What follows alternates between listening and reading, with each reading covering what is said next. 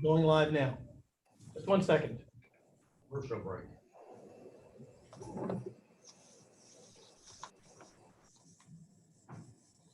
Should be good now, Mayor. Okay, thank you very much, Deputy CAO. Order, please. This meeting of the Cape Breton Regional Municipal Council will come to order for Tuesday, June 23rd via video and teleconferencing. At this time, I will call the roll, starting myself as Mayor present. Councillor Prince. Present. Councillor McMullen. Here. Councillor Marshall. I'm here again. Yep. Councillor Gillespie. Here. Councillor Alda McDonald. Here. Deputy Mayor Doncaster. Here. Councillor McDougall. Here. Councillor George McDonald. Here. Councillor Brookschwager. Here. And Councillor McLeod. Here. Thank you. And I would note the clerk has taken record and recorded those participating of staff for today's meeting. I would note today as well, in terms of before we go into the agenda and the minutes, I see Gordy McDougall is on the meeting today, our Director of Human Resources. And this will be Gordy's last meeting as he will enter into retirement very soon. And Gordy, I just want on behalf of myself, and all the council staff, thank you for all of your service to the people here. I know Councillor Prince would have also enjoyed your time in the former town of Sydney Mines, working there. But I want to extend every best wish to you and Claire in the days ahead to enjoy every spoil of retirement and also looking back of a career that has been exemplary and very much appreciated in public service, because it's not always easy, but we hope those fond memories will carry forward. So again, Gordy, please accept our congratulations and sincerest thanks as you go into retirement. So with that. Thank you very much. It's much appreciated. And consistent with very much to the point. There you go. So we'll move on now to item 1, approval of the minutes as previously distributed for the council meeting on June 9th. So moved. Moved by Councillor Prince, seconded. Second. Okay, by Councillor McLeod. Any discussion on the motion? Question. Questions called. All those in favor signify by saying aye. Aye. Contrary-minded, nay. Motion is carried. Thank you. Next, we will have the approval of the agenda, and the agenda includes the addendum to items 6 and 6.01. With that, I would entertain a motion to approve the agenda. So move. Moved by Councillor George McDonald, seconded Second. by Councillor Brookschwager to approve the agenda as addended. Discussion on the motion. Question. Question's been called. All those in favor signify by saying aye. Aye. Contrary-minded, nay. Motion is carried. Thank you. We now move to agenda item 3, planning items, issues, report on public participation program, approval to advertise with the municipal planning strategy subdivision with application 1073. Would recognize our senior planner, Karen Neville. Karen? Thank you. I'm just going to share my screen here.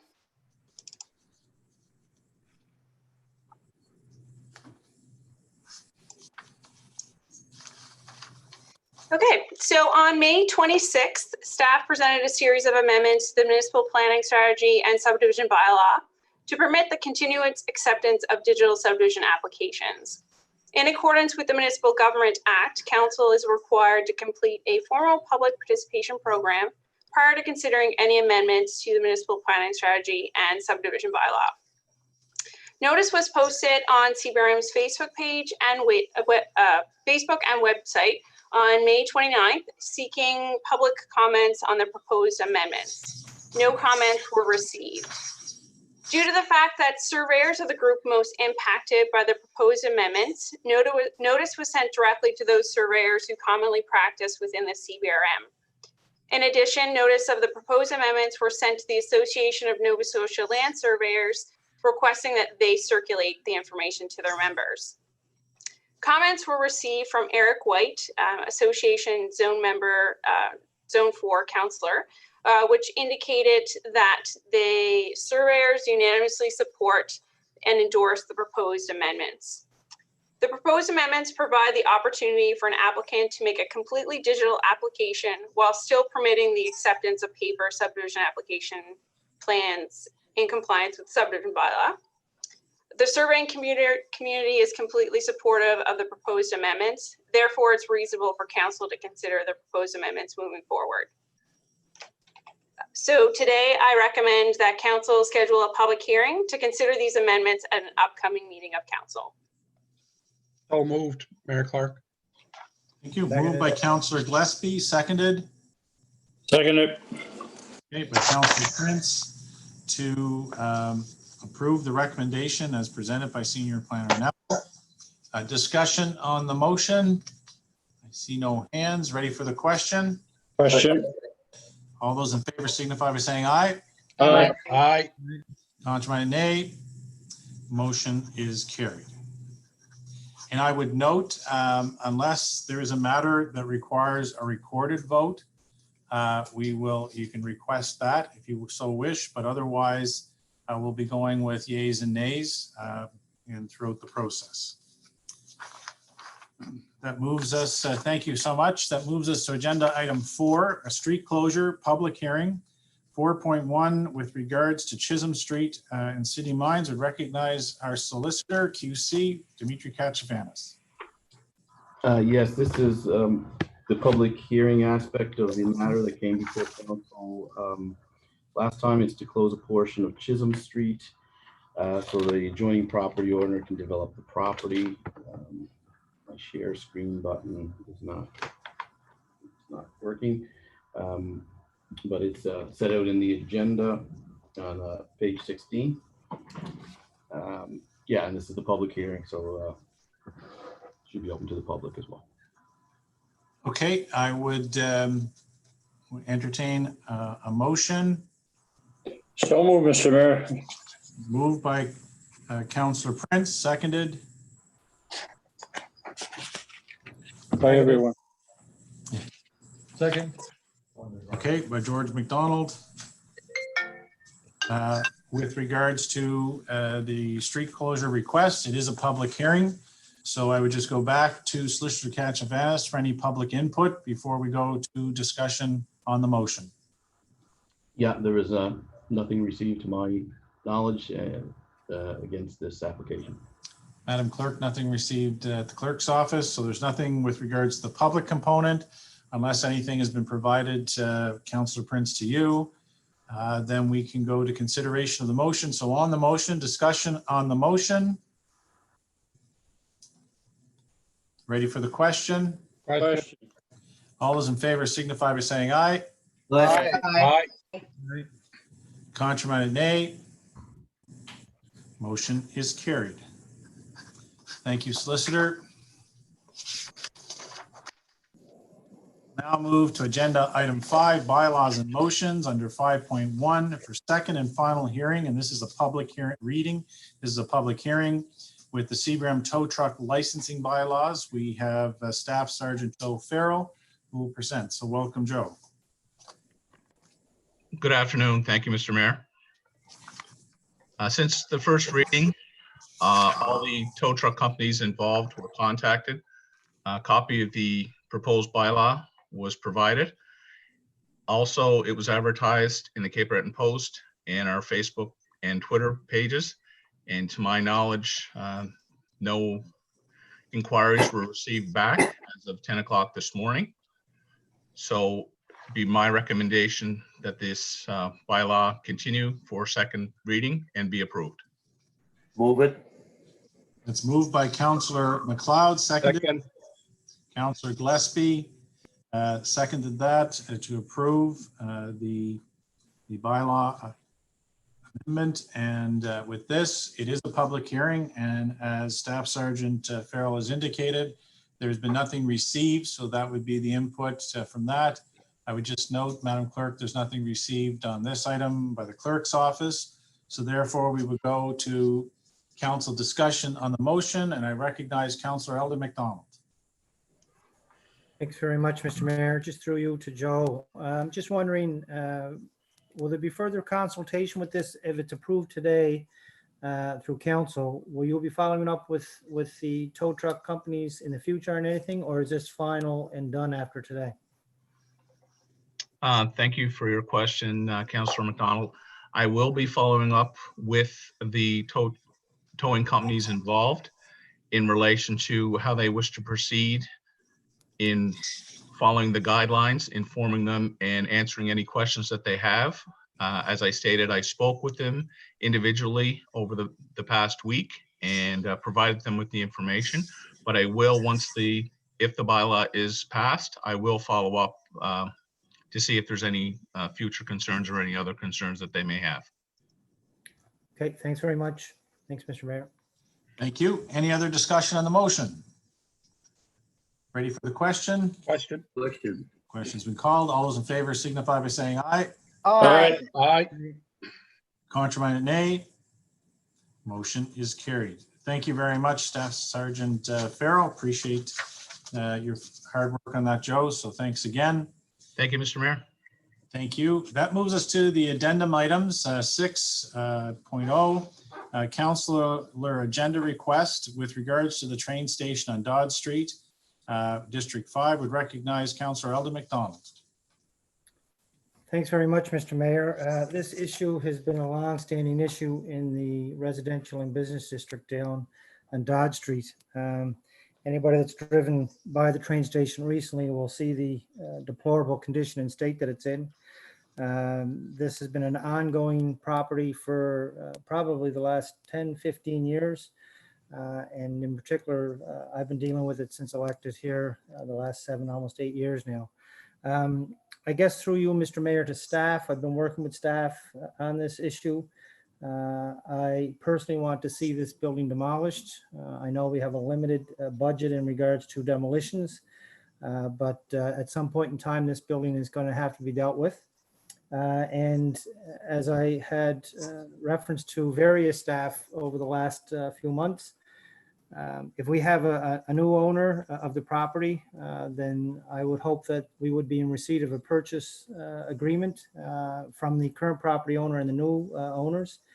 We dealt with one of these properties this morning on our demolition list, and it was removed because the individual that owned that property did provide us with the information of a sale and purchase agreement and a closing date. And that property was removed from the list on the goodwill that the deal will close in the very, very near future, and that the new owner will be immediately taking steps to take positive initiatives in that property. I expected and disclosed to staff that I expect the same thing with this property. I would like to see our staff provided with the sales and purchase agreement from the current owner if it has been sold or is about to be sold.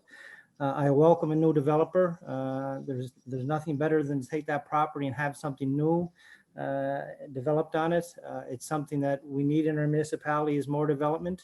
And I look forward to working with anybody that wants to move a project forward on that property. But in the current state that it is, it needs to be dealt with.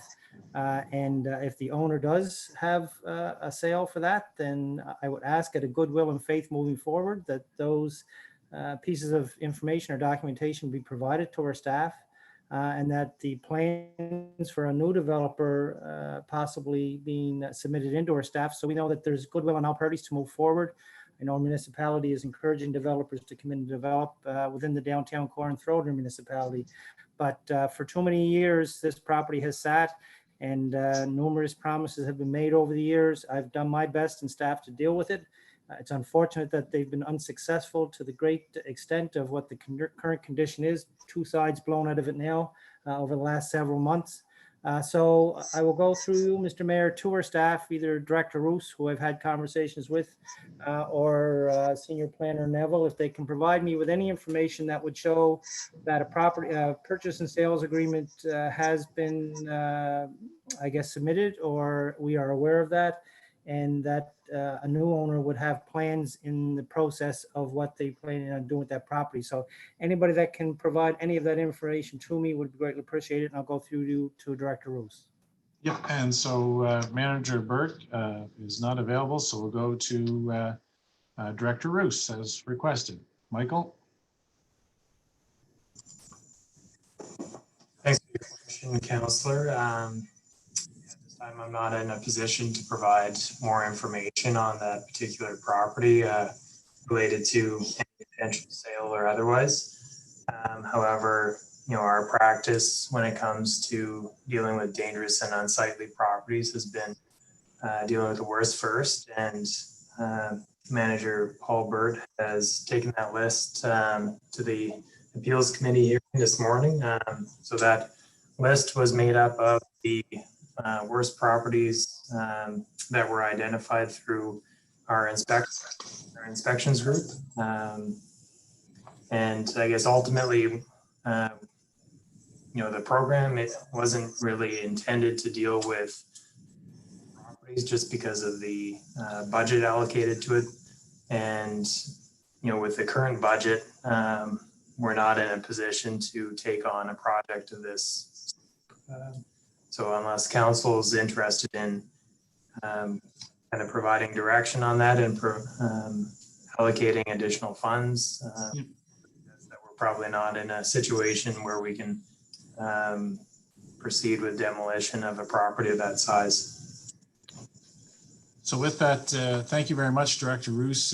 This is with a council agenda request would be the outcome is for an issue paper. So I do know in speaking to Manager Burt, he's been in contact with the current owner and that a purchase and a sale agreement is being arranged, I believe, to be executed in the month of August. So further to that information, if you wish to move a motion, Councillor Eldon McDonald, to have that issue paper, I'm sure those details could be included. So is that your wish?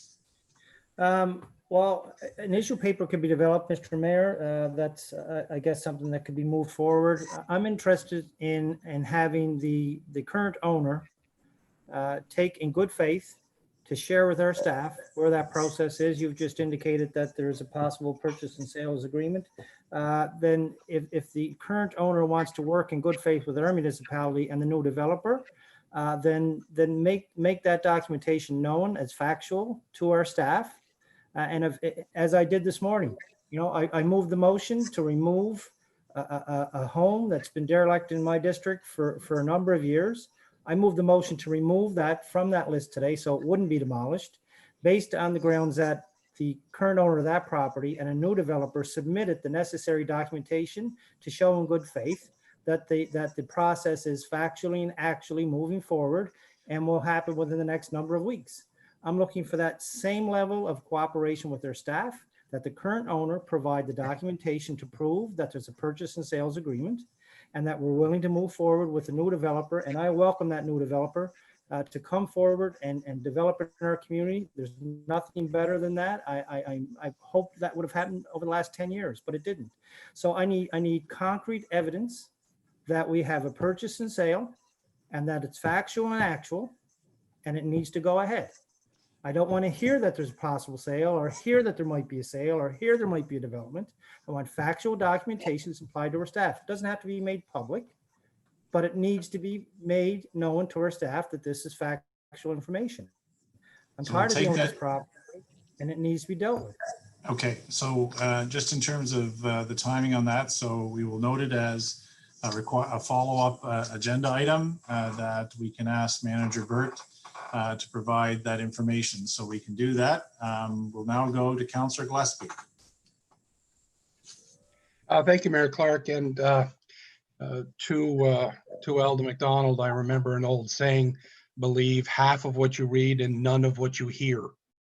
That building has been a problem in the downtown core for as long as I can remember. My questions would be, are the taxes up to date on the building itself? And what is the approximate cost to tear down that building compared to what our budget would be? And third, isn't there a legal route that the municipality could take with the current owner if this purchase and sale agreement does fall through? And those are all questions we can ask Manager Burt to follow up on. Thank you. Thank you. Councillor McLeod. Thank you, Mr. Mayor. Without regurgitation, I totally agree with Eldon. Their building is dilapidated in bad shape, but without, as I said, without regurgitation, the building is not safe and it's secure. The back door is wide open. I'm a regular walker over at Elpenhurst, and it's very evident that people are going in and out of it. So it's good. Thank you. Thank you, Councillor. Councillor McDougall. Thank you, Mr. Mayor. And I do have sympathy for Councillor Eldon McDonald and the issues he is facing around that building, but I'm just curious around process here. So is it normal, or, does this commonly happen where if there is something such as a building that is derelict in one of our respective districts, we can kind of make it jump the queue of all the other buildings that are currently on the lists? Because I know, for example, in my district, there are a great many buildings that, 4 years in, I'm still waiting and hoping that they will be torn down. And I wouldn't want to interfere with the list of people and residents who are waiting in other districts for quite a while to see similar demolitions in our areas. I understand that the downtown is important and that development is important, but that's not to say that a building in Donkin is not as important, and people have been waiting just as long for buildings there to be demolished. So I guess I wouldn't want to, prioritize one area over another. And especially I wouldn't want to spend an exorbitant amount of money when there is potentially a sale going to happen. And I'm not sure if this is common practice for council to intervene when there is such a sale and agreement about to take place. Would that not just rest between that person who is selling the building and the person that is going to be purchasing it? I'm not sure who to even direct these questions to. Well, actually, Councillor, in terms of the process putting it on the agenda, in terms of discussion, the most that can be initiated from this is an issue paper to get clarity about something of what is public concern to Councillor Eldon McDonald. But there is no issue of the queue. It's just an interpretation. This is a private.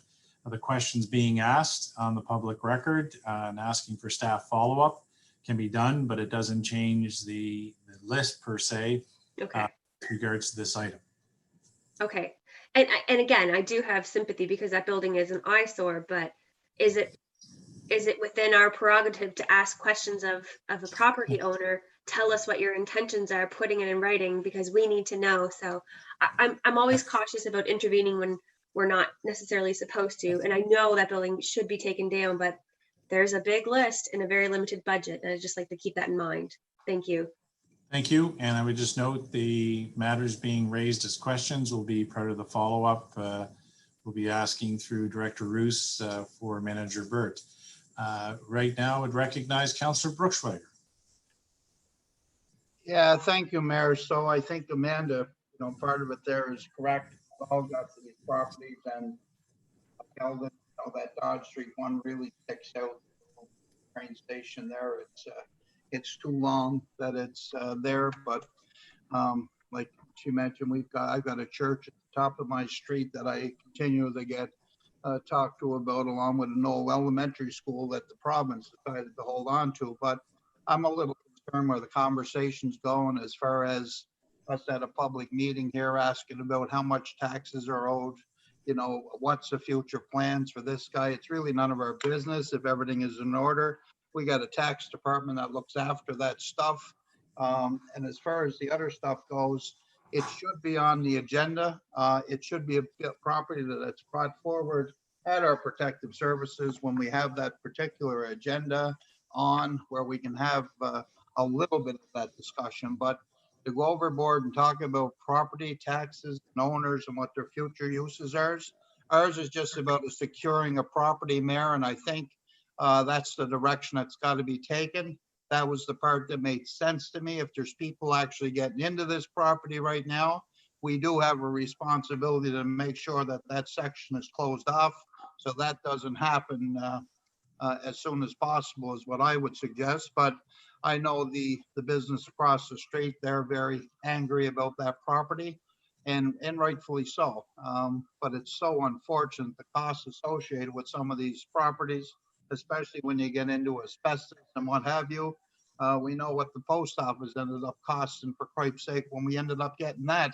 And we thought that was going to be a gift. It turned into be some gift for us. So if we're taking this on, we got to know that it's going to be a costly, we're going to need numbers. And if it's something for budget, well, that's the place where the discussion will have to be, Mayor. Thank you. Thank you. Okay, we'll round this out. We have Councillor Eldon McDonald. Thanks very much, Mr. Mayor. And just finishing up there, I didn't get time to raise all the issues that I wanted to. So Councillor Gillespie brought up the legal issue. That's something I would want. If an issue paper is going to be done, and I will move a motion for the issue paper to be done, and that legal consideration be in that document, that if the owner doesn't proceed with clearing up that property and getting this sales agreement done, if there actually is one in place, then we need to pursue some kind of outside legal action to force the courts to have this property dealt with if necessary. So I would like for that to be part of that issue paper. As far as Councilor McDougall mentioned about the list, and I agree 100% with her comments, because when I first addressed this to staff, I clearly made it known that it should be on worst first. And I asked them the next time that they were to bring a list of 10 properties forward, that they make sure that every one of those properties are in worse and unsafe and dangerous and unsightly as the train station. I want a proof to make sure that all 10 were worse than the train station, because if they weren't, my opinion would be the train station should be in one of those top 10. So if it's the 11th one on the list, then it doesn't get done. If it's 50 on the list, it doesn't get done. But if it's actually scored and it comes in at 8, then it should be on the list. In reference to commercial properties, understand that we don't have a large budget for it. We've tore down, I know, at least 2 large commercial properties next to the one that Councillor Brookswager just mentioned, where our current police station is built. There was 2 buildings there over the last recent years that were torn down, that were extremely derelict and unsightly. So commercial properties may not be in the mix of the policy. Maybe we need to look at the policy, but irrelevant, in my opinion. A dangerous property is a dangerous property. We talk about asbestos. I don't know about the current building, but my understanding is there's a possibility there could be asbestos in that building. I don't know, but those things need to be checked. 2 sides have been completely blown out of this building, as I said, and it's I can't imagine anything being more unsightly or dangerous than that current property. We need to make sure that the current owner has a plan in place and provides the documentation to prove that. Upon receiving that documentation, I'm more than willing and look forward to someone new owning that property and moving a project forward that we can be proud of in our community. And I look forward to that day happening. I just need to know that the current property owner is sincere in what he's suggesting, and that documentation should be able to be shown to our staff in good faith.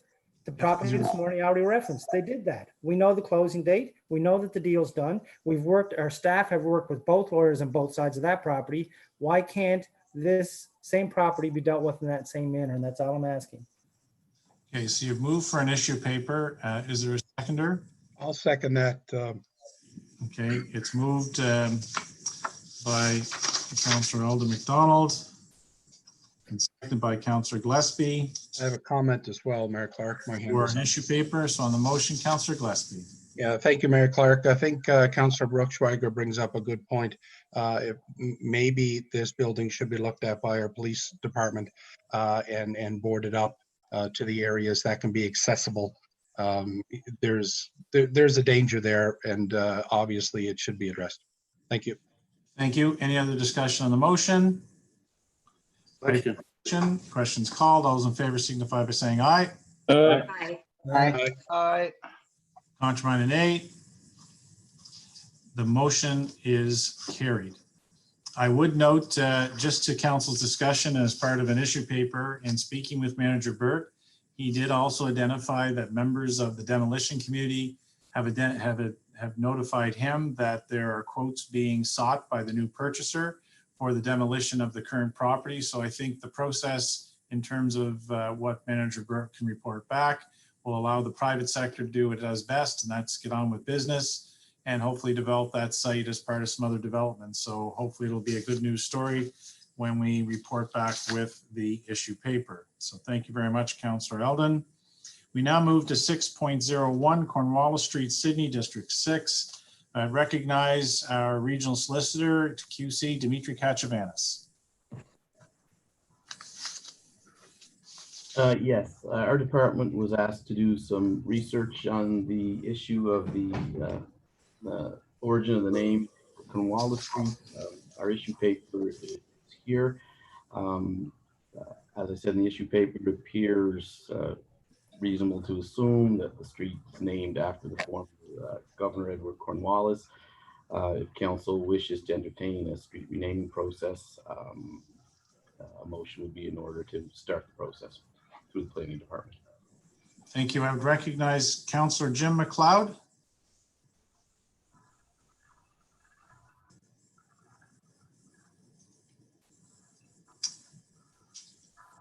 Jim, you asked to speak.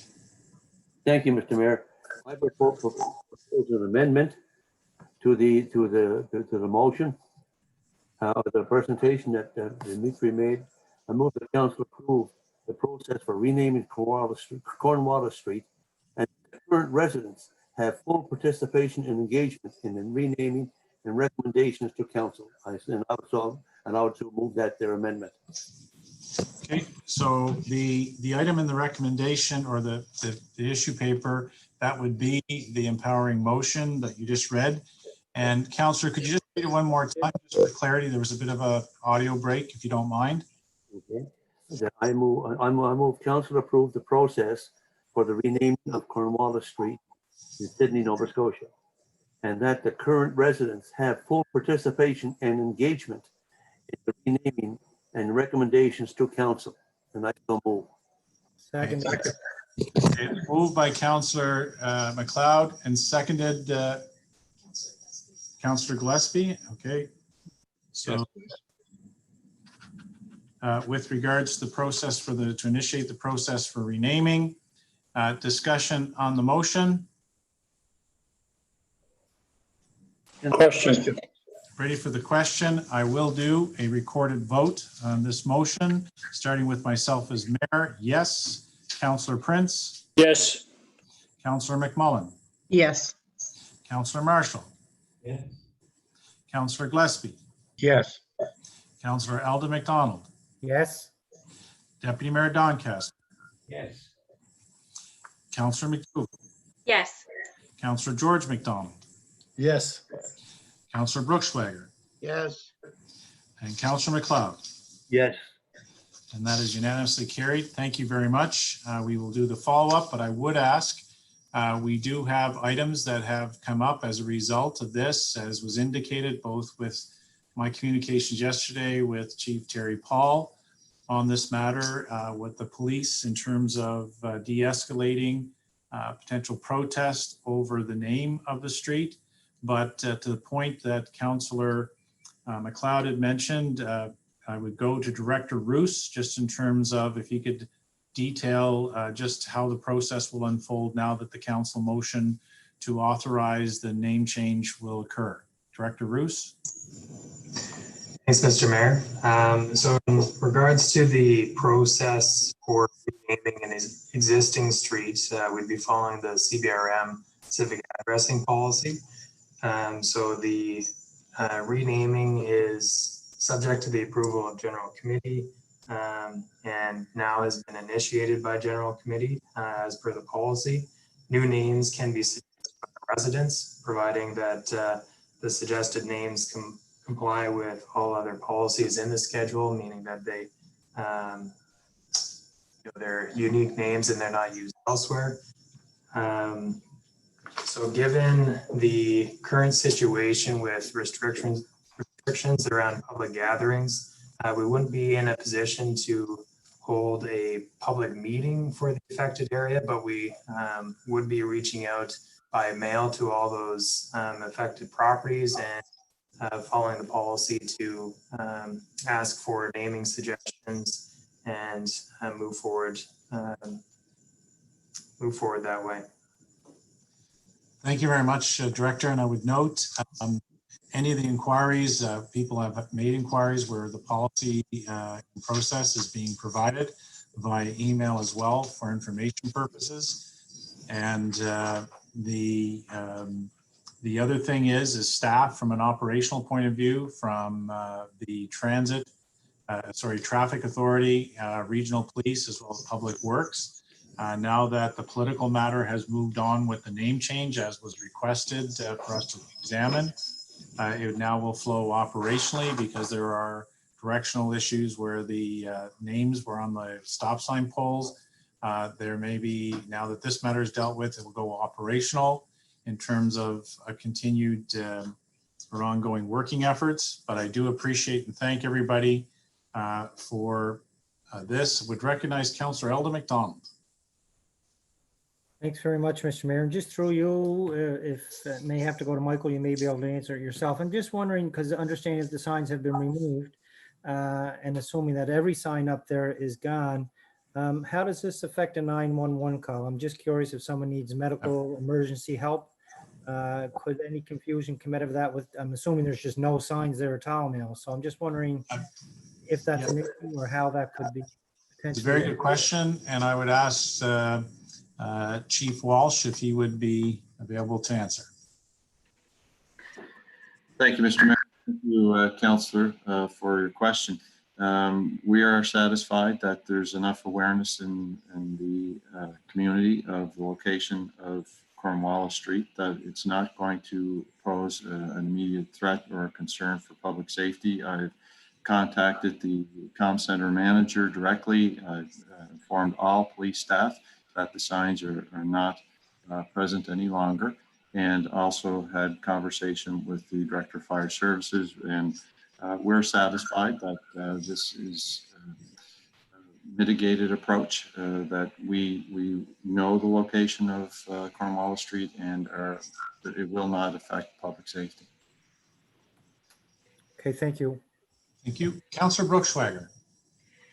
Thank you, Mayor. And I guess when Jim made the amendment to the motion, I guess he was really referring to the policy, because I've dealt with that here in the community not that long ago. And I ended up that I had half a street or a little more happy and the other half not so happy. But I actually had a gentleman who come forward who wanted to name the street, change the name of the street after his father. And it was sent out to the residents involved. And the only reason it was is because it was one of the streets, after it was being looked at, it was in need of a change, a name change, because there was some confusion with Elm Street and Elm Street Extension. With that said, letters were sent by staff to every resident, and they come back with a different name than what it was brought up for. And anyway, the majority ruled, and at the end of the day, we have a street in Dominion now that's named Marcia Bialik Lane instead of Clark Lane. With that said, these things can be a little bit controversial. In this situation, we're talking about something a whole lot different. And what we're basically asking at this point is what makes me a little nervous, is that maybe the street itself will start to receive some pressure based on the way we're moving forward here. You know, are we going to send something out to every street a property owner and ask them for suggestions, or are they going to get together? How is this process going to work from them? Because as we know, there's already some suggested names that were sent out publicly, Mayor, that got some press, and how some individuals feel it should be named. I'm just wondering what we're going to do for that street, who in no way came forward to us and asked for the street name. Realizing the controversy around Edward Cornwallis, and rightfully so. I'm just wondering what we can do to help these people living on that street. So just in terms of further to Director Roos, Councillor Brookschwager's comments about reaching out individually to every household for feedback, depending on where we are with the lifting of restrictions in terms of the ability to potentially meet, that will be determined in the coming days. The other component of this will be the recognition that the policy does reflect the residents in the area, and that has been the request. Councillor MacLeod have brought forward the number of people concerned about that.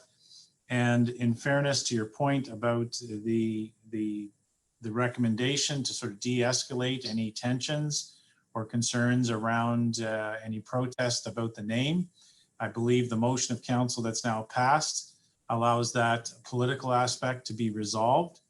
And there has been questions that have come up, and they will now go to our working officials, including our chief of police, with regards to day-to-day operational, because I believe the political aspect has been dealt with, but very clearly we have emails coming in from residents that just want to make sure they're included in this process.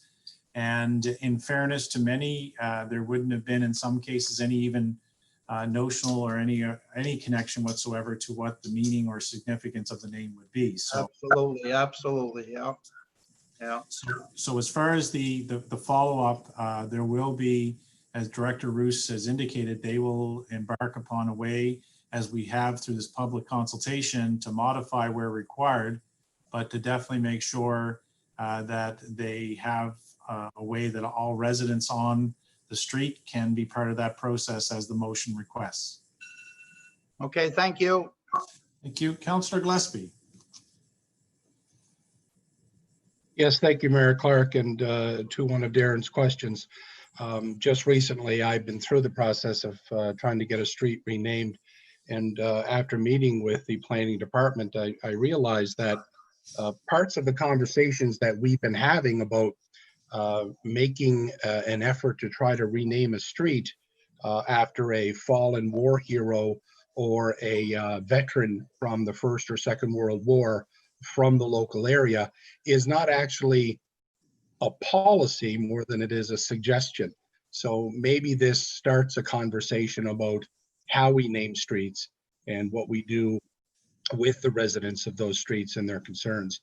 The second part of this is, I know Cornwallis Street quite well. I grew up one street over. There are 25 residential homes on that street, but there are also 5 duplexes and 16 resident apartment building. So if I can ask Director Roos, when we send the information out to the residents, do we send it out to everyone who resides on the street, or do we send it out to just the property owners? Go to Director Roos. Thanks for the question. Yeah, typically our process is to send it out to the property owners for apartments and rental accommodations. If our database shows that there are a number of residential units in a single building, we would typically provide notice to that property owner advising to let their tenants know, and we can arrange or make separate arrangements to provide mail dropper flyers to those individual units. Thank you, Director Roos. Thank you, Councillor. And I would just go and note that either Councillor Marshall or Deputy Mayor Doncaster have a hand up from their meeting room. Yeah. Go ahead. Okay, I would like to thank all the council for this issue we have in the council and the staff are doing the job and everything. But I'm very glad we moved forward with this. I know it's going to be hard, but we can do it together. If we work together, all of us, we can make this happen, and without getting like into all the other stuff we're doing. But if we move forward and work together, that's the best thing we can do with this issue here. And I know my community too, and a member too, are happy about this thing, that we went forward with it, and I'm very pleased to see that we're working together. And that's what we need here, to work together and move along. Thank you, guys. Thank you, Blue. And I think that's a great way to end on this agenda item. Very much appreciated. And we will do the follow-up and thank everyone for also their patience, understanding, and support to move forward collectively as a community. And agenda item 6, Planning and Development Department, Corporate Planning and Restructure. Again, we'll go to Michael Roos, Director of Planning and Development. Thank you, Mr. Mayor. I'm just going to share.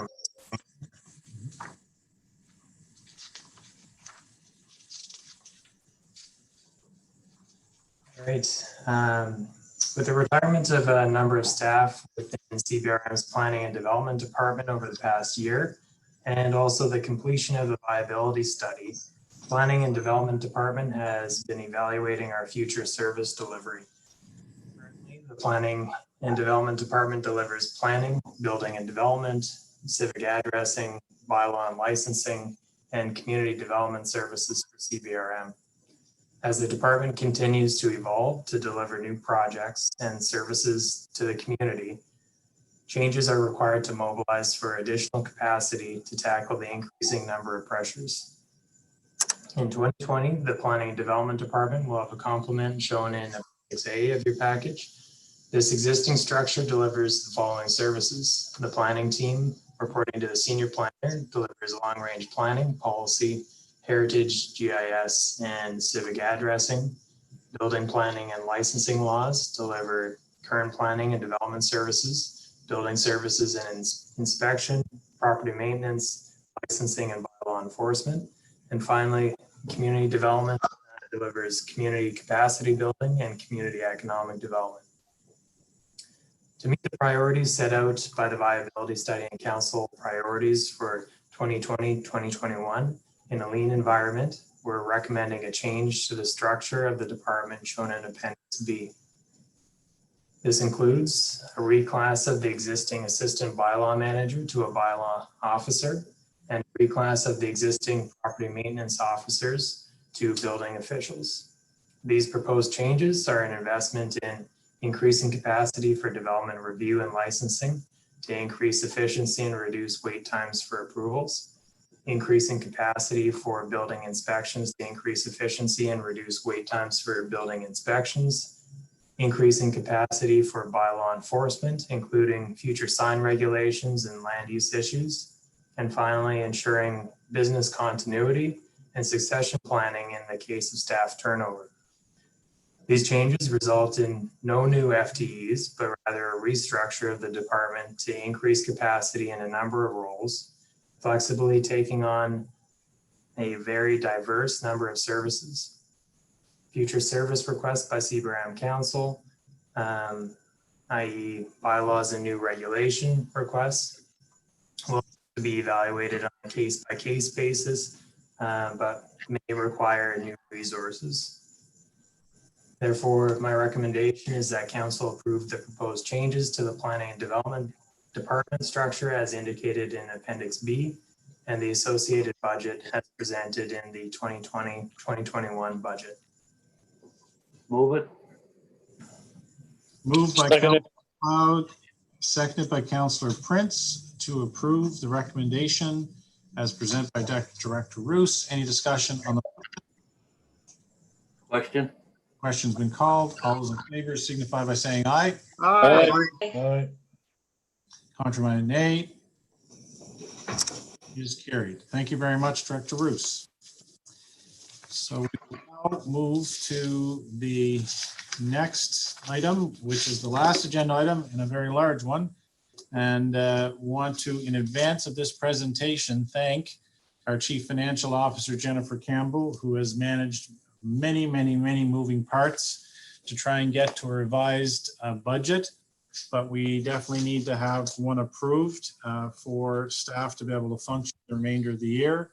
I know the CAO, our senior officials, through our representatives, both Councillor Prince and Councillor George McDonald on the Nova Scotia Federation of Municipalities, myself with working committees with Mayor Savage and Mayor Mood and NSFM, as well as with the minister trying to determine some of the needs that'll be and ways to address some of the needs. But again, want to say in advance of the presentation that's now on your screen, sincere thank you to Jennifer Campbell and everyone within her department for working through a very difficult time, as I say, with changes that have been happening so regular. So Jennifer, over to you for the operating budget.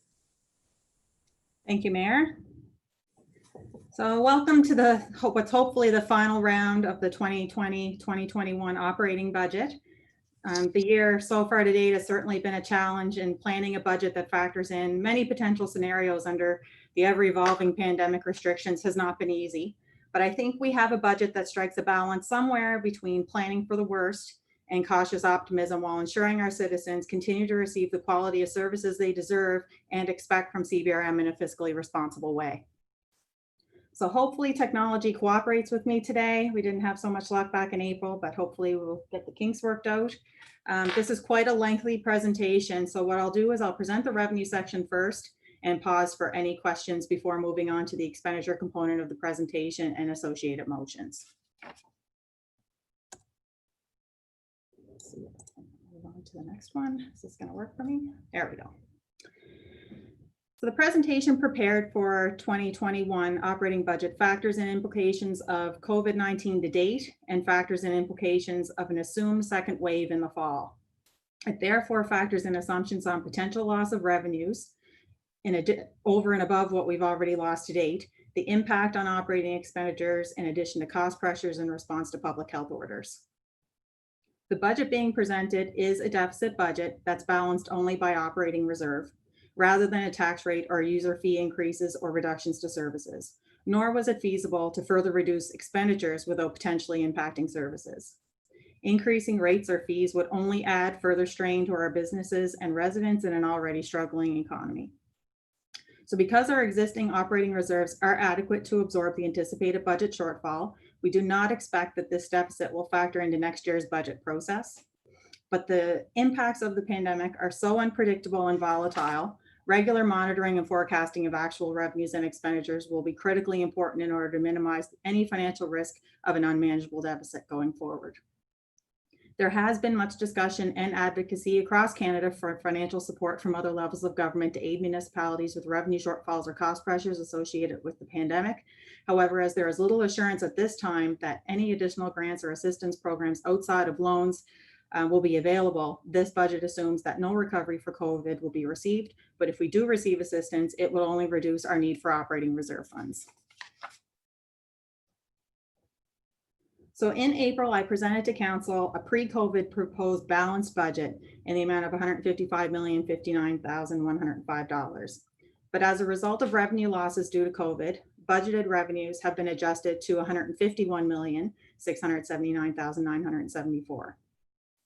Budgeted expenditures are now estimated at $154,216,771, resulting in an anticipated budget shortfall of $2,536,797 to be funded out of operating reserve. So for presentation purposes, the revised 2020-21 budget documentation contains the original information presented in April for the balanced budget, and that's your first three columns on this slide.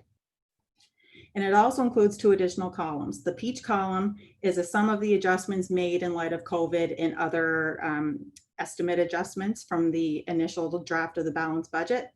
And the final green column, the revised budget, is what you will be hopefully approving today. Revenues by category are shown here with details to follow in subsequent slides.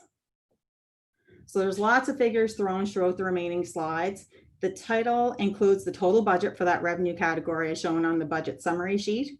Any text in orange was revised from the original budget presentation for COVID, and other changes in previous estimates with explanations provided in orange as well. The grade numbers in the smaller superscript are there for information. That was the original budget figures presented in April. I just didn't want to lose sight of that original balanced budget column, so it's just there for information and for comparison. Anything in black text was carried over from the original presentation and is unchanged. So starting with the first line item, revenue from taxes, the tax revenue number is budgeted at 112 million. It's an increase of about 2 million over last year. And that increase is primarily driven by increases in growth of commercial and residential assessment values. There's no changes in tax rates in this budget. The budget was amended from the previous version to reduce the transfer tax estimates by 626,000 in anticipation of reduced market activity due to COVID. The grants in lieu of taxes increased 349,000 with a total budget of 9.7 million. There's no significant increases here. The details are noted on the slide, but we did, however, get confirmation of our funding for the Nova Scotia Power grant in lieu. So that number has been adjusted to actual based on that confirmation, which fortunately for us was over and above what we had originally estimated. Provincial transfers includes our municipal capacity grant and HSC offset grant. The total of those two programs is $15,835,838. There's no change from the original budget presented. And as of today, we are still awaiting confirmation on both of these funding programs. Municipal services funding has been increased to $1,061,716. The renewal of the municipal services funding agreement was increased to reflect the growth in the number of residential dwelling units and community buildings on reserve lands. In addition, our 911 call answer service funding confirmation was received, and that line item was also adjusted accordingly. Administrative revenues budget is almost $2 million, $1,972,000, and includes interest on taxes and tax certificate fees. Interest revenue increased $434,000, and that's to reflect the estimated annual interest on the tax financing loan program that was implemented in response to COVID and assumes a full uptake of the program. That means that we loan out the entire $42 million at a rate of 1.35%. There is a corresponding increase in interest expense in the fiscal cost center that you'll see later in the presentation. So the tax certificates revenue decreased by about $7,500, and that's due to the anticipated decline in market activity, warranting tax certificates, thereby decreasing the demand for those fees. Police fines, the revenue is decreased by approximately 50% compared to last year, with a revised budget of $207,500. And that's strictly related to the impact that COVID has had on travel restrictions, resulting in the decline in required enforcement. And also for records inquiries, decreased $70,000, and that is due to the impact that COVID has had on the various sectors requiring records checks, and has therefore decreased the demand for those particular services. Transit revenues, this is the really difficult one. Previously budgeted at $1,685,000, and that's based on pre-COVID ridership, but now reduced down to $165,000. Transit operations, along with facilities, were the areas that are most significantly impacted by public health orders. Transit was declared an essential service. We had no choice but to continue to operate under more strict guidelines that really impeded the numbers of riders that we could have at one time, affected our ability to collect fares, and the closure of CBU obviously had a significant impact on our ridership as well. Environmental services is $2,150,000. That's a decrease of $650,000 from last year. The decrease is due to reductions in tipping fees and in commodity market recoveries. $450,000 of that decrease is related to lost revenue from COVID as a result of mandatory or voluntary closures of businesses that resulted in less tipping at the landfill. So diversion credits and sewer revenues were both adjusted to reflect prior year projections and remain at 2019-20 budget levels. For bylaws and planning, revenue is adjusted to $577,200. And the only change in revenue was a decrease in the parking meter revenue to reflect lost revenue from the temporary business closures and travel restrictions. There was initial concern that we would have to adjust permitting revenue, but permits have been steady, so it was decided to maintain the estimated budget for that particular revenue line item. Facilities revenue was budgeted at $1,144,000. That's a decrease of $956,000 from prior year, and anticipates facility programming will not resume until January. So that's 50% of our lost revenue.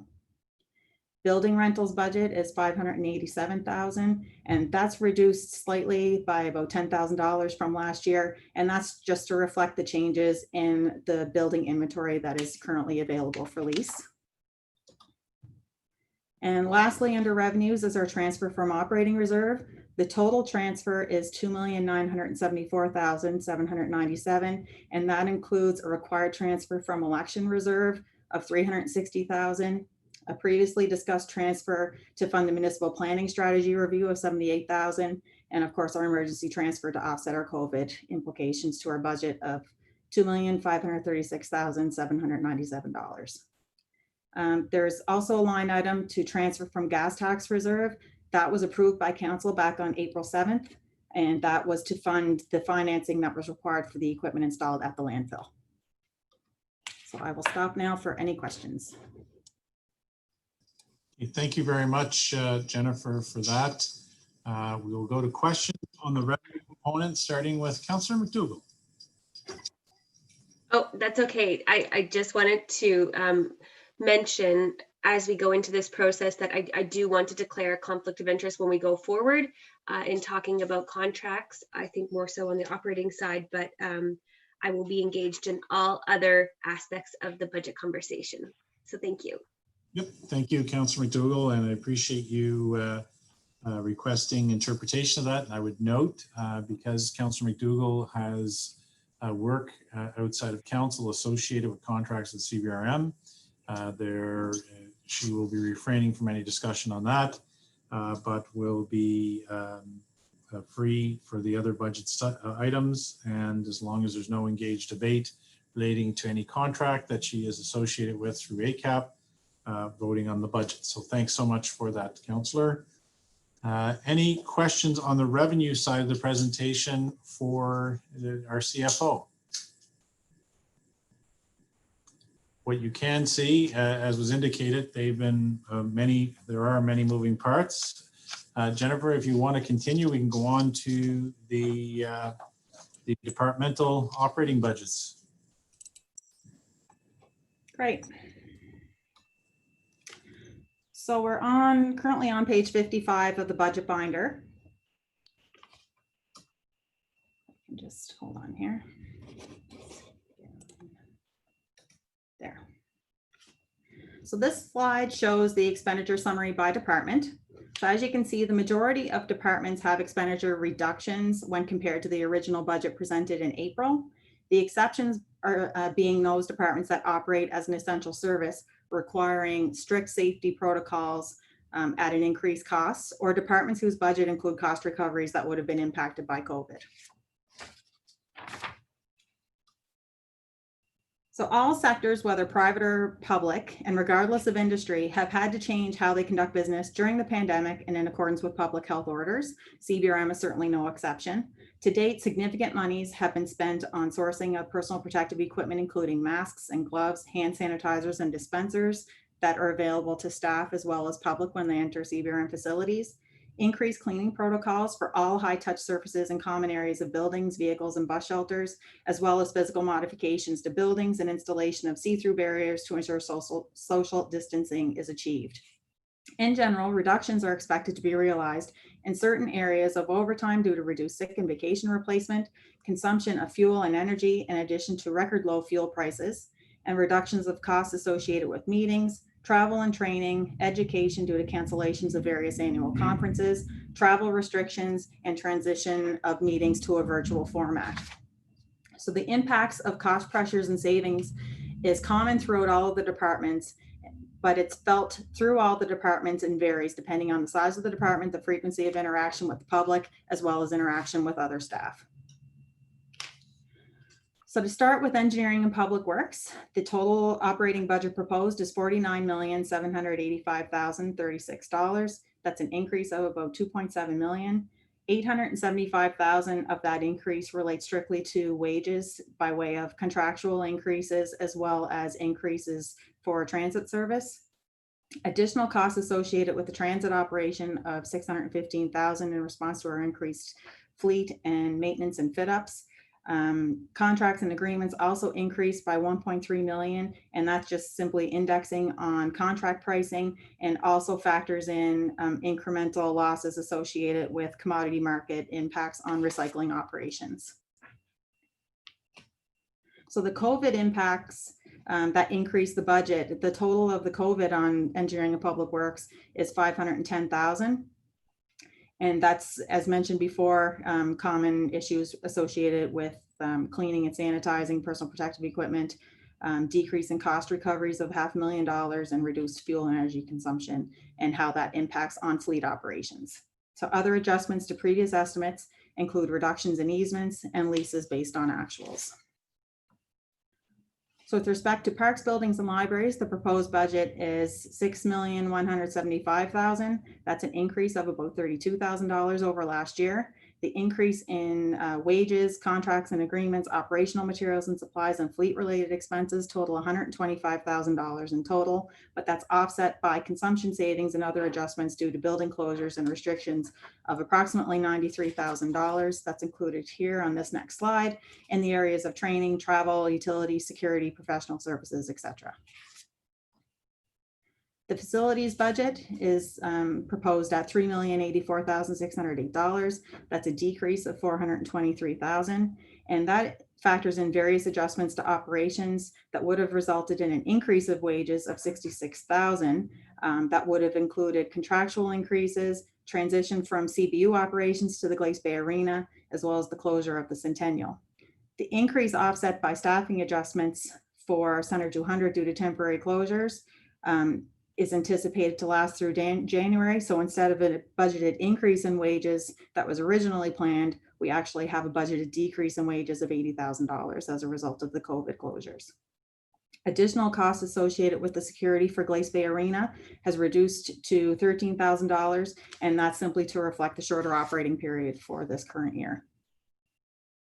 So besides the reduced casual staff hours, cost reductions include areas of travel, utilities, security, and cost of sales for concession operations, and also offset by costs associated with cleaning and sanitation supplies of about $70,000.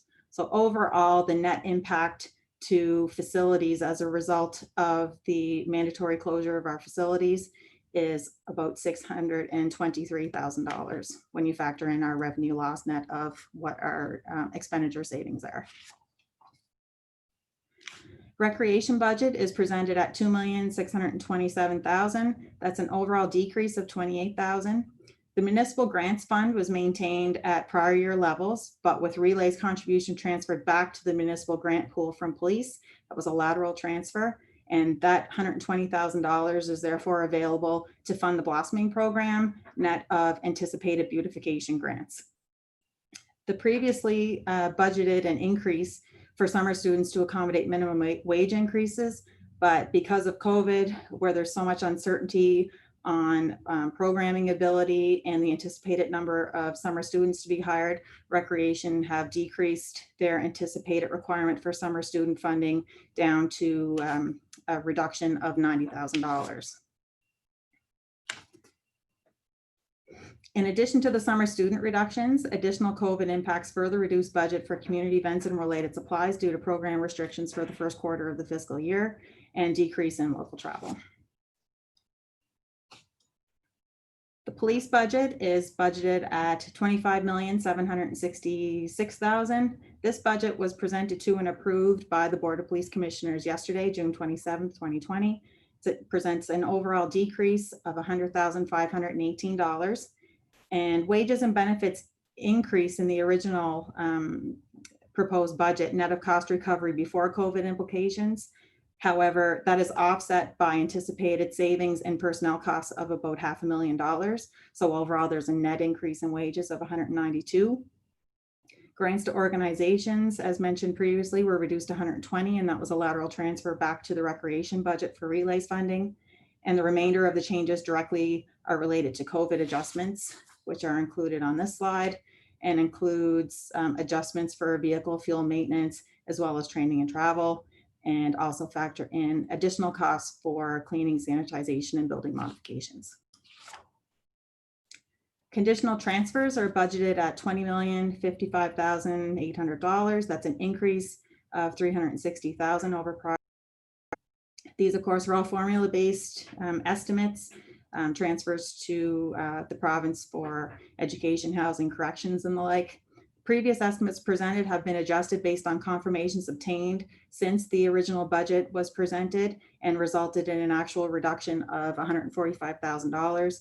And that was primarily in our estimates for housing. We're about 100,000, 120,000 more than what the actual contribution required for 2021 came in at. And the tax rates associated with those provincially mandated costs remain unchanged. For fiscal, the budget is $13,300,895. That's an increase of $490,000. Net decrease in debt servicing costs of about $56,000. The short-term interest increased by $346,000 from the draft budget, and that is strictly due to the $42 million municipal operating loan program, which is offset by interest earned on the property tax financing program.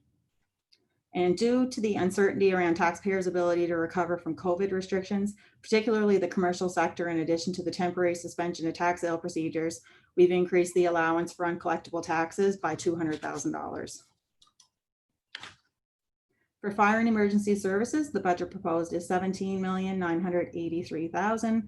That's an increase of about $92,000 over last year.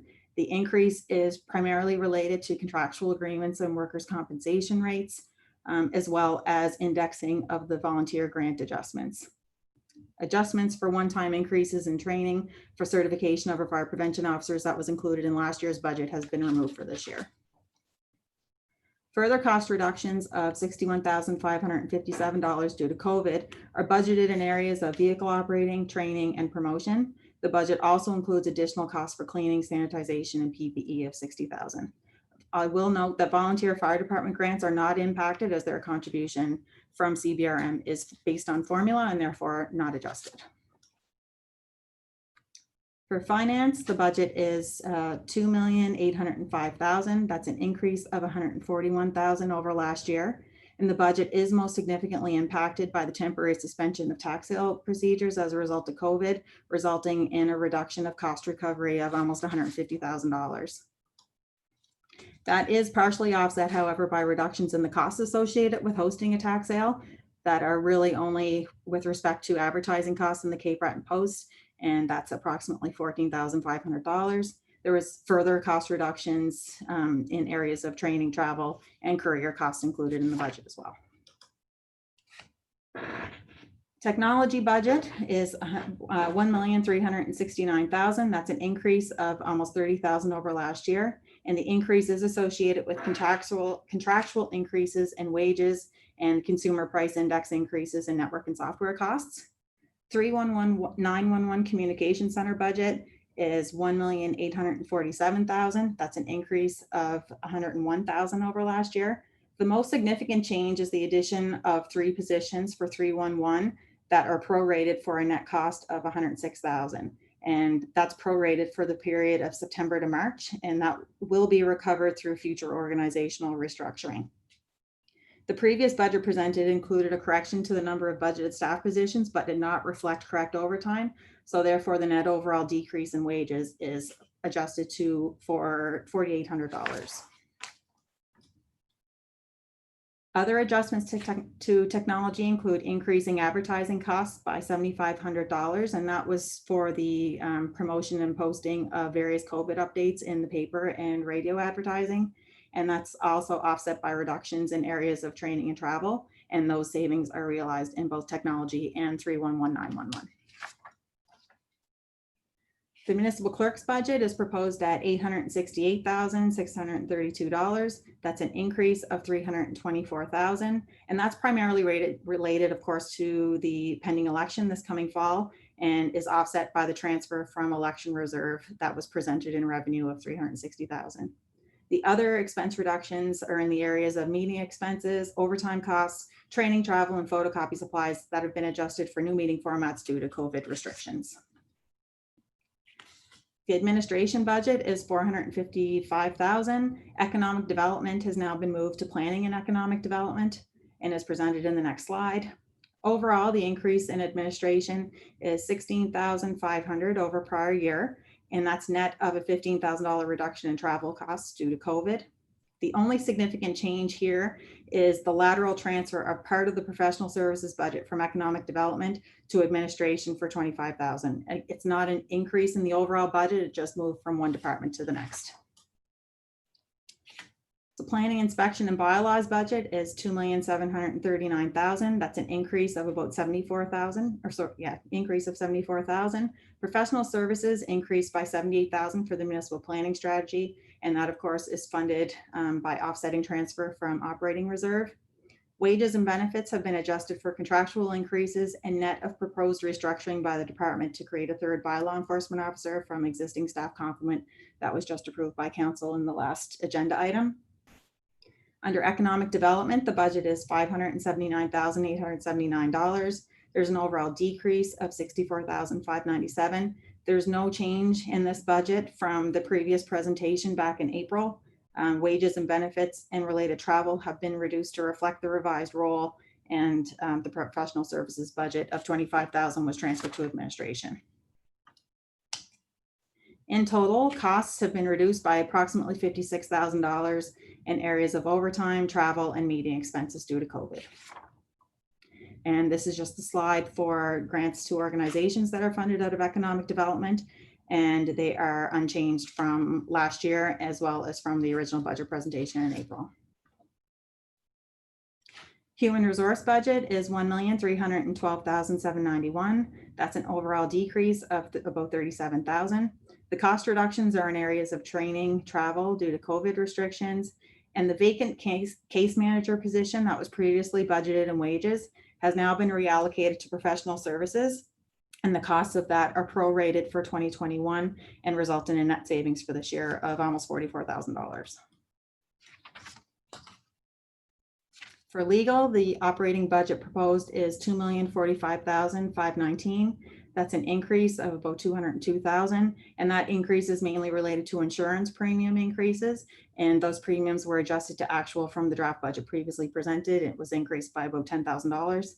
And approximately $10,000 in cost reductions offset that this year due to reductions in travel due to restrictions. And lastly, the legislative budget, $1,417,200. That's a decrease of almost $210,000. And most of that decrease is related to wages and benefits being reduced to reflect the 2 vacant council positions that will not be filled until after the election and swearing in. So FCM and SFM memberships are also increased based on anticipated actuals, and travel and conferences have been reduced by an estimated $95,000, and that's primarily due to the cancellation of the FCM and NSFM conferences for this year. So that concludes the operating budget presentation. At this time, staff request a motion to approve the operating budget for 2021 totaling $154,216,771. Transfer from operating reserve totaling $438,000, $78,000 for the municipal planning strategy, and $360,000 for the election reserve, and transfer from operating reserve up to $2,536,797 if required to offset impacts of COVID-19 on operating revenues and expenses. Second it.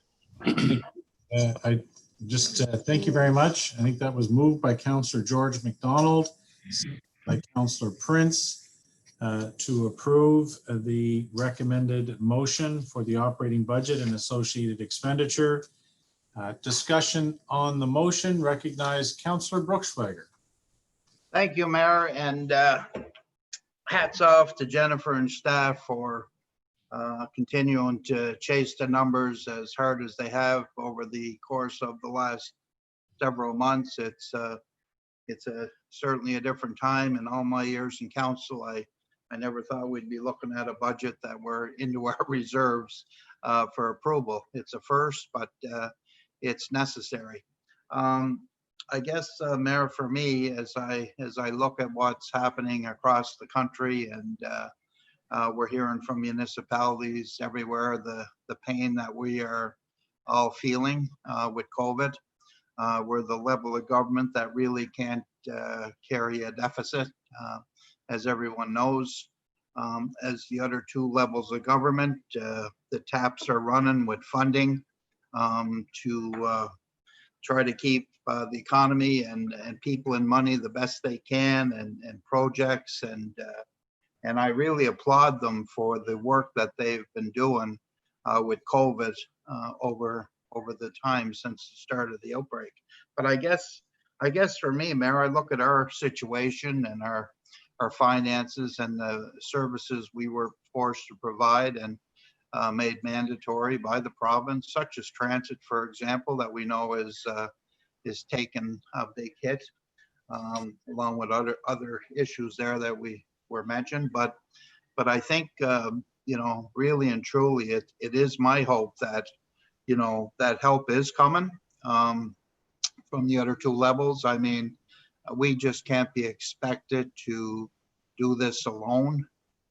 There's going to come a time when the pandemic is complete, I hope, and the bills are going to be added up, and you know, politicians will have to take credit for everything they did, the money that was spent, and I think that we should be part of that formula. I believe that municipalities are deserving of assistance from our levels of government above us, and I think money should be coming our way to help in our situation. It's only going to be added to a total that we as taxpayers across this country are going to be responsible for at the end. You know, so what's the difference if they actually offer our communities across this country some help at this time? Yeah, I think it's very much needed, and I know NSFM and FCM, they're all speaking from the same notes on this, and I think we have to as well. I think it's important that we, and I said this before, that a meeting was needed with these dollars. I don't think we should be expected to bear this alone. And really, for our taxpayers, especially our municipality, we worked hard to get a little bit of money in the bank for future, and you know, we've took some serious cuts, and here we are today. We're going to deplete a lot of that to just the balance for this year. I don't believe that's fair to this here community in any way. So it's my hope they come forward, Mayor, with some help soon on this. And I'll stop for now because lots more questions. I know we're going to go through this probably part by part. So thanks for now. Thank you very much, Councillor. Recognize Councillor McMullen. Thank you, Mr. Mayor. And I'd just like to echo Councillor Bruckschweiger in regards to, you know, great work by Jennifer and your staff. It never ceases to amaze me how you can make this work. And I also agree with Darren in that it isn't fair that we have to dip into our reserves without, you know, knowing and having that secure answer that we will have some funding available from other levels. But at the same time, thank you to everyone that's made cuts over the years, that budget is available for us to actually come in, you know, where we're supposed to, because unfortunately a lot of cities, towns, municipalities across the country, you know, worldwide, are not in the same situation. So I just want to acknowledge that. My question is a little more into the weeds. When it comes to recreation, and you know, this budget is so slim that, you know, you're looking at everything. And so when I looked at recreation and I see that there is, and I'm not even sure who exactly to direct this question towards, but when it comes to special events and festivals, we have a budget there of roughly, you know, $350,000. And we do know it's the 25th anniversary of the municipality.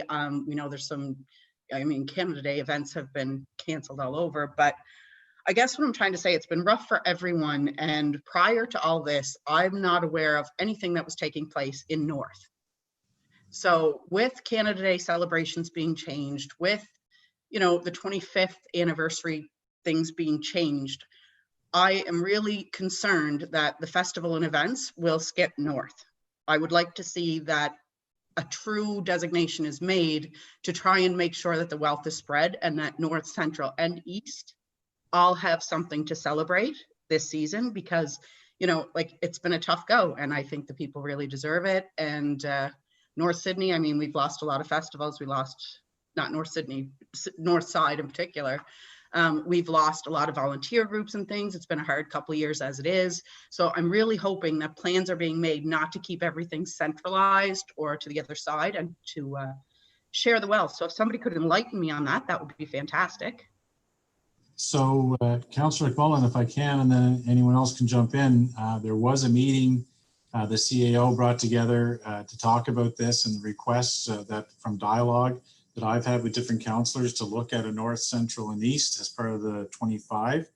And so we will have a future meeting because we require to do so. So with that, within the budget context, to bring forward a plan for each so that we can look at celebrating. And to your point, there are also the recognition with people restrictions and some of the creative things recreation's talking about parking lot, or in the case of the drive-in. But so to explore those options, staff will come back with something specific to 25th anniversary for North, Central, and East being focused around the Bayplex reopening to the miners forum. As part of that site, we've talked about a North Division around the Mara Center and using that community asset for North Side in terms of space. And of course, with our recreation folks, the capacity we have around City Hall and at the port. So within the next week or two, we should be able to have staff present on the 25th anniversary as you've requested. Much appreciated. Thank you. Thank you. Councillor George McDonald. Thank you, Mr. Mayor. And I just want to echo again what Darren Bruchschweiger and also George. Sorry. Again, I want to echo what both other councillors had mentioned, the tremendous work done by the finance staff. And again, they've truly worked a miracle to get this balanced. And again, I know I repeated myself from 2 weeks ago, but I know Clarence and I are both frustrated, to say the least. We've had meetings upon meetings with the deputy minister, and I know Cecil, you're also on another committee to work on money for transit and so on. But it seems like we're just spinning our wheels. We mentioned a few weeks ago, we were hoping that the FCM would come through with some money, especially for transit and other areas. But and then of course it was coming down to the province, we heard then. And of course we then formed a committee of the NSFM to work with the deputy minister to work on the money that was coming from the federal government. And thus far, as you know, we haven't seen any money yet. So it's like we're spinning our wheels. So I just want to mention that because we are frustrated and we're still hoping that money will come from the feds and the province. But we meet, as we say, we're meeting on Wednesday again. We met yesterday. We're meeting at least 2 or 3 times a week with the Halifax group, with NSFM. And thus far, we've had no substantial figures to show. So I guess I just want to echo our frustration. But we'll keep plugging. I know Clarence and I and yourself, and I know, like I said, Jennifer's also on one of the provincial committees. But it's just frustrating. But it's great to see that we've at least balanced our budget. With hate to go in to see us go into our reserves, but hopefully in the next few weeks we're going to see something substantial via Halifax. But again, my question, I guess, to Jennifer. Jennifer, what happens if everything else works out wonderfully and we have this huge amount of money coming from the province in the next few weeks? What do you do? Just sort of try to make our budget balance a little better, or what happens then? Wouldn't that be a wonderful problem to have? Yes. I don't think we've ever had a problem like that before. No. No, I guess any money that comes in would certainly reduce the amount that we would require to transfer from reserve first. And if there's anything extra, then that would either go into reserve, or we could bring that back to council, or a new council, if it's a new council at that time, to discuss that. Because as you said, all we've gotten so far is just that what I call a line of credit, really, with that with those taxes that maybe wouldn't be paid. But that's really all we've got from the province so far. Thanks. Thank you very much, Councillor. Councillor Eldon McDonald. Thanks very much, Mr. Mayor. I too want to thank Jennifer and all the staff and all the departments that pull these figures together for us. It's a difficult task to do at the best of times, but when your targets are moving pretty much on a daily, at least weekly, if not daily basis through COVID, it must have been very difficult for staff to try to keep an eye on how things were fluidly moving around with expenses. So not an easy task, and I greatly appreciate everyone's efforts in getting us to where we are, and we'll wait and see where we're at with this provincial, federal, or funding to help us get out of what looks like to be a deficit situation, but having to take from our reserve funds. One of the things that I would like to comment on, and I support Councillor McMullen's comments, I think this year in particular, we need to have some celebrations. Hopefully that restrictions will allow for that. We'll have to wait and see when we get to 25th anniversary dates, where the restrictions will be in regards to gatherings and events. Hopefully we'll be able to have some kind of gatherings, and I fully support that we need to get all of our communities together to support our businesses and small businesses and downtown cores to make sure that they prosper as much as possible through the summer.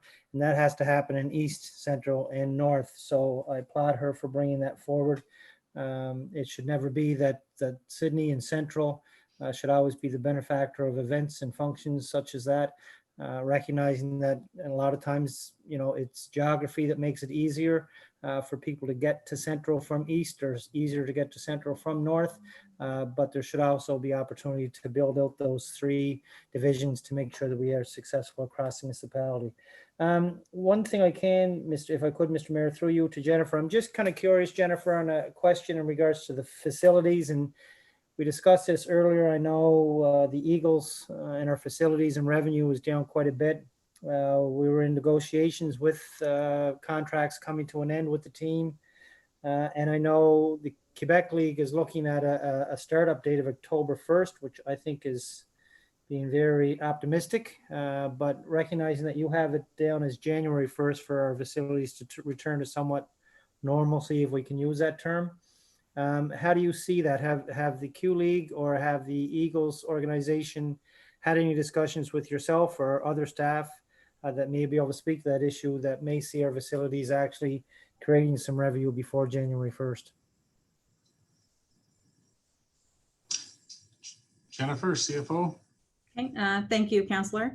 I will actually refer that question to Manager Paul McDonald. However, before turning it over to him, I will note that the budget proposed today, while it assumes that operations will not resume until January for our facilities, that also means that ice at Center 200 won't be installed until closer to that time, which will result in significant savings. So if the Q League starts up early, we put the ice in early, so the revenue generated will basically offset the operating costs associated with that. So I don't think it will impact the net budget amount with that regard, but with respect to the specifics on how the league will operate and the various contingency plans that they have in place, I would turn it over to Paul through the mayor. Paul? Okay, thanks, Jennifer. I have been, it's an interesting scenario, Ellen, you put out there. I have been in discussion, actually. I was asked to sit on a committee with the Quebec League. We've had an initial meeting a week ago, Friday, to have a discussion about begin operations on October 1st. We are continuing that discussion as we speak. We had a meeting yesterday with all the arena operators in Atlantic Canada. Basically, it was an update and to get some concerns that they would have. The league, at this point, believes it can provide a plan that would see it operational October 1st.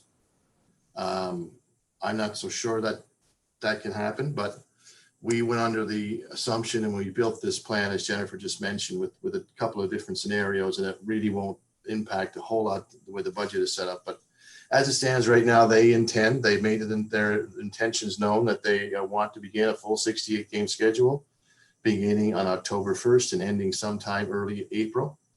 And as we progress through this, it'll become clearer and clearer. If the provinces involved, which include Quebec, Prince Edward Island, New Brunswick, and Nova Scotia, which is one of the challenges. You have 4 different jurisdictions, but if they all agree, my guess is we'll have to put a plan together that would satisfy the public health requirements. And right now we are a ways from that. We hoped as a group yesterday that the league would have had a clearer picture of how this was going to roll out. I know it's June, where are we? June something, June 23rd today. it seems like a long way away, but really it's not. So for us to get up, fully operational by that point, we would need to see something, in my opinion, by at least mid-July. And hopefully we'll see something there, and we'll be able to relay that to the public. But right now we're very early days in this, and it's going to take a lot of work on everybody's part to make this come to fruition, which again, I think is a big challenge. I was kind of, and Jennifer and I talked about this, I was kind of hoping, and I think it's more, if you're asking my opinion, it would be more practical on their part to start January 1st or somewhere in that time period and have a reduced schedule. I think that would make more sense. But again, I'm not making those decisions. We'll try to work with those decision makers to see if we can make it work for everybody. Okay, the only other thing I would say is I know there was some discussions in regards to the contract with the Eagles being up. Has those negotiations continued, Paul, or have they basically just kind of halted because of the COVID restrictions, or have they been ongoing, or where are we at with that process? Right now we are in limbo. Well, not limbo. We haven't really had any discussion because of the issues involving COVID. And I mean, they've had some discussions with us, but they're very, very preliminary. And I think until we see where this is going to go, it might be, I think for our end, I think we should wait and see how that plays out before we start a long-term discussion with the hockey club. Yeah, no, I that's kind of what I expected as an answer. I would expect that, I guess, on both ends, either being on the team organization end of it or on our end of it. I think these are very trying times for everyone. And I kind of assumed that they would be somewhat halted for the time being and continue on as we learn more. But in reference to your comments with the league, I predicted when we were in the middle of this that we wouldn't see hockey in Center 200 until the 1st of January, and we would have a 30-game roster going forward. But anyway, hopefully we'll get up and running sooner than that, but it'll depend on the restrictions as they unfold. So anyway, thank you very much for the update. Thank you. And I would just note to the events, aside from the 25th anniversary, I know Director Murphy has identified that the Recreation Department staff are working with the adjustments about Canada Day celebrations and the different funding supports for those. And they'll be rolling out alternate community celebrations and adjustments as part of that. So other discussion on the motion? Question has been called. I will do a recorded vote, starting with myself as mayor. Yes. Councillor Prince. Yes. Councillor McMullen. Yes. Councillor Marshall. Yes. Councillor Gillespie. Yes. Councillor Eldon McDonald. Yes. Deputy Mayor Doncaster. Yes. Councillor McDougall. Yes. Councillor George MacDonald. Yes. Councillor Brookschwager. Yes. And Councillor McLeod. Yes. And the motion, Jennifer, as CFO, is unanimously carried. And again, we'll just re-echo the thanks, appreciation. We have many different parts to come. And as our NSFM colleagues know, we are working hard on the adjustments to mitigate the impact of the over $2.5 million looking to potentially come out of reserve, especially with transit. And we'll report back to council on that. So again, to Jennifer, her entire team, thank you very much. And to everybody within the management and all employees, this is not done as a simple exercise, and we've got much work to do. So again, to one and all, thank you. And Jennifer, any closing comments before we adjourn? No, thank you. Just to echo your sentiment and appreciation to all directors, management, and staff. They've absolutely been fantastic through this pandemic crisis, been very accommodating and flexible and very diligent in their responsibilities to citizens. Okay, thank you. And with that, we stand adjourned.